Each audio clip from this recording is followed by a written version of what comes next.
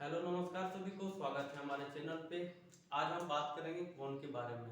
कोण होता क्या है, कितने प्रकार के कोण होते हैं, पूरा कॉन्सेप्ट एक ही वीडियो में। आइए स्टार्ट करते हैं कोण के बारे में। एकदम ध्यान से समझिए, आपके दिलो दिमाग तक ये चीज पहुंचेगा। सबसे पहले कोण बोलते किसको है? एंगल। जब दो रेखा के बीच में झुकाव हो तो वो कोण बनता है। ध्यान से समझें कि दो रेखा के बीच झुकाव को क्या कहते हैं? कोण बोलते हैं। ये जो रेखा है, ये जो दो रेखा है, इसके बीच में जो झुकाव हो रहा है, इसी को किस नाम से जानते हैं? बोलो किस नाम से? कोण के नाम से जानते हैं। अगर इसको इंग्लिश में बोला जाए, inclination between two rays is known as angle.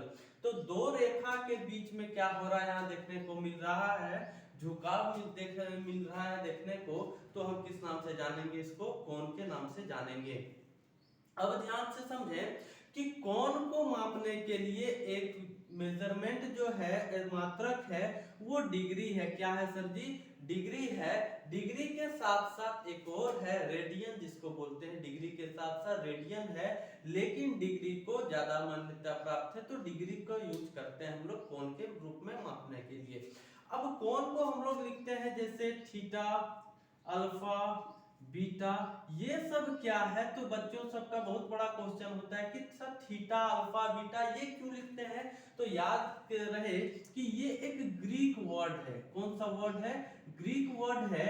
और ये जो ग्रीक वर्ड है, ये थीटा यानी कोण के बारे में बताने का काम करता है। इसलिए हम लोग अक्सर यूज करते हैं कोण के बारे में थीटा, अल्फा या बीटा। ये सब ये कौन सा वर्ड है? ये ग्रीक लैंग्वेज है। अब ध्यान से समझें कि अगर ये कोण है तो इसको लिखना कैसे है? जब भी कोई कोण रहेगा उसको हमेशा बीच में दर्शाना है। कैसे बीच में? नहीं समझ में आ रहा है सर जी? ध्यान से देखो कि अगर ये कोण कहां पे बन रहा है, ये कोण जो है वो O पे बन रहा है, तो ये O को अगर हम कोण के बारे में लिखेंगे तो ये हमेशा बीच में आएगा। जैसे अगर हम लिखते हैं, क्या लिखते हैं? कोण का नाम, ये कौन सा कोण बन रहा है? तो कोण AOB। AOB बन रहा है। बहुतों का डाउट आएगा सर BOA बोल सकते हैं। बिल्कुल बोल सकते हैं सर जी, इसमें कोई घबराने वाली बात नहीं है। ये कौन सा कोण है? AOB और BOA। अब मान लेते हैं क्या कि अगर ये कोण बन रहा है तो एक 90 डिग्री का कोण बन रहा है। 90 डिग्री का कोण मतलब दोनों लाइन जो है वो लंबवत होगा। जब दो सीधी रेखा एक दूसरे पर गिरेगी, ये दोनों, तो यहाँ पर 90 डिग्री का काम करता है। मान लेते हैं ये रेखा AB है और ये CD है। जब AB रेखा CD पर गिरेगा तो ये कितना बनेगा? 90 डिग्री को बनेगा। और ये इस तरह से साइन देते हैं। इसका मतलब क्या है? इसका मतलब ध्यान से समझे, इसका मतलब होता है लंब, यानी इसको बोलते हैं परपेंडिकुलर। क्या बोलते हैं सर जी? परपेंडिकुलर। अब मान लेते हैं कि ये 90 डिग्री है। इस 90 डिग्री को हम 90 भाग में बांटते हैं। मान लेते हैं इस 90 डिग्री को हम कितना भाग में बांटते हैं? इससे छोटा छोटा 90 भाग हम में बांट रहे हैं। तो एक भाग जितना हम चल रहे हैं, मान लेते हैं कि एक भाग हम जितना चल रहे हैं, ये एक भाग है। मान लेते हैं कुछ दूर हम चले यहाँ तक, तो ये 1 डिग्री चले, तो जितना दूर चले वो 1 डिग्री हो गया। और यही अंतरराष्ट्रीय में डिग्री का मामला हो गया। मतलब क्या है कि पूरे विश्व में यही चीज मानने लगा कि 1 डिग्री अगर हम इतना चलते हैं, मेजरमेंट इतना है, तो वो 1 डिग्री कहलाएगा। अब बात करते हैं एंगल कितने प्रकार के होते हैं। तो ध्यान से समझें, एंगल जो है वो कितने प्रकार के होते हैं, यानी टाइप्स ऑफ एंगल। क्या लिखेंगे sir ji? Types of angle. Types of angle यानी कोण के प्रकार। कोण के प्रकार। पहला बात करते हैं कोण के प्रकार में। तो पहला जो नाम आता है वो है न्यून कोण। क्या है? न्यून कोण। क्या बोलना है? न्यून कोण, जिसको इंग्लिश में हम लोग बोलते हैं क्या? Acute angle. Acute angle. ध्यान से समझे, एक्यूट एंगल एक ऐसा एंगल है जो 0 से तो बड़ा होगा, जो 0 से तो बड़ा होगा, लेकिन 90 से क्या होगा?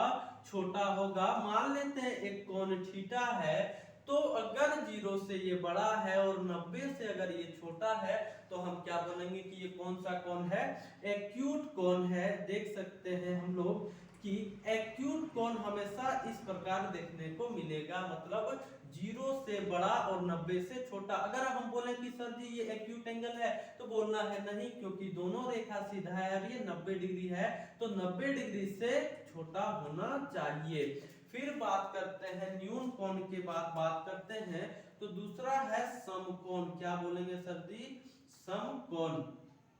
समकोण को ही बोलते हैं राइट एंगल। क्या बोलते हैं, राइट एंगल। वैसा कोण जो पूरा पूरी 90 के बराबर हो, वैसा कोण जो पूरा पूरी 90 के बराबर हो, उसको हम किस नाम से जानेंगे, राइट एंगल यानी समकोण। यानी एक ऐसा कोण जो पूरा पूरी लंबवत गिरे यानी कोई 90 डिग्री बनाए, उसको हम क्या बोलेंगे, समकोण 90 डिग्री का।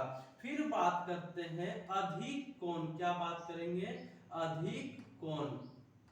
अधिक कोण क्या होता है तो हम लोग बोलेंगे ऑब्ट्यूज एंगल। क्या बोलेंगे, ऑब्ट्यूज एंगल। यानी वैसा कोण जो 90 से तो बड़ा होगा, जो 90 से बड़ा होगा, लेकिन जो है वो 180 से छोटा होगा। 90 से तो वो बड़ा होगा लेकिन 180 से छोटा होगा, उसको हम किस नाम से जानेंगे, अधिक कोण, ऑब्ट्यूज एंगल। फिर बात करते हैं हम ऑब्ट्यूज एंगल के बाद जो आता है वो आता है स्ट्रेट एंगल। क्या आता है, स्ट्रेट एंगल। स्ट्रेट एंगल जो है, स्ट्रेट एंगल वो किस नाम से जानते हैं हिंदी में, तो हिंदी में इसको बोलते हैं सीधा रेखा देखने को मिलता है।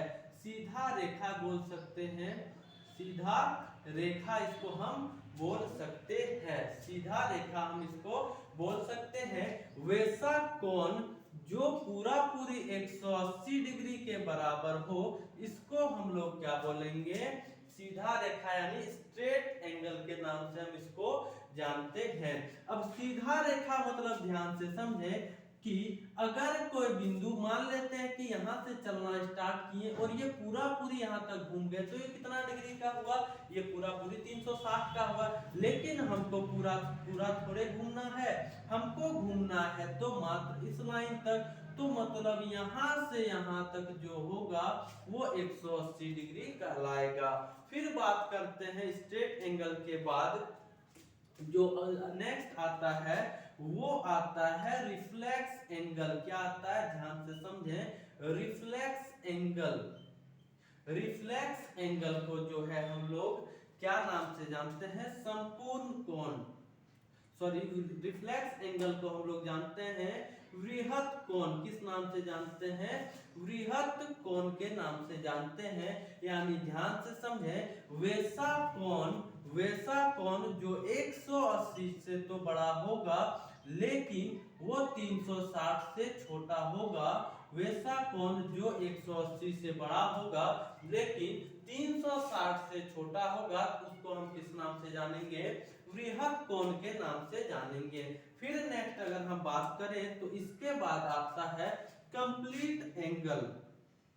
इसके बाद क्या आता है, complete angle. Complete angle, complete angle को अगर हम बोले तो संपूर्ण कोण। कंप्लीट एंगल को अगर हम बोले तो संपूर्ण कोण, वैसा कोण जो पूरा पूरी 360 डिग्री के बराबर देखने को मिले। वैसा कोण जो पूरा पूरी 360 डिग्री के बराबर देखने को मिले तो हम उसको क्या बोलेंगे, संपूर्ण कोण यानी कंप्लीट एंगल। अब ध्यान से देखें कि अगर कोई बिंदु है, अगर ऐसे कोई रेखा है और हम यहाँ से चलना स्टार्ट किए और फिर यहाँ पुनः आ गए, तो हम कितना डिग्री कवर कर चुके हैं, हम पूरा पूरी 360 डिग्री कवर कर चुके हैं। तो ये था कोण के प्रकार। पहला कौन था, ध्यान से समझे और उसको पुनः दोहराएं। पहला एक्यूट एंगल, न्यून कोण, समकोण, राइट एंगल जिसको बोलते हैं। राइट एंगल किसको बोलते हैं, जो 90 डिग्री के बराबर है। फिर नेक्स्ट में बात करते हैं ऑब्ट्यूज एंगल।